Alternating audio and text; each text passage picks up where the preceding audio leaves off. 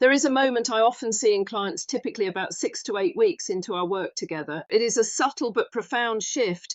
I want to tell you about one of those moments. We will call him Marcus. Marcus was a project manager who operated at a high output. He was highly valued by his company, but he was also highly stressed. He had eventually convinced himself that this constant pressure was just the price of doing good work. In our sixth session, he described a moment from the previous week. A difficult email arrived that would normally have sent him into a 2-hour spiral of reactivity and catastrophizing. But this time he paused. He noticed the physical signal first, the familiar tension tightening in his chest.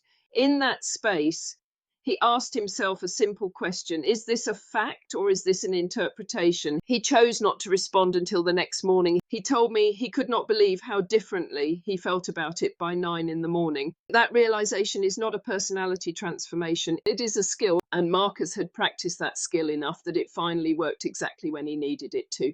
If you are waiting for things to feel easier on their own, the reality is they might not. But with the right tools, those same situations can feel very different. If you are ready to find a different way forward, the link in my bio will take you to a free initial consultation.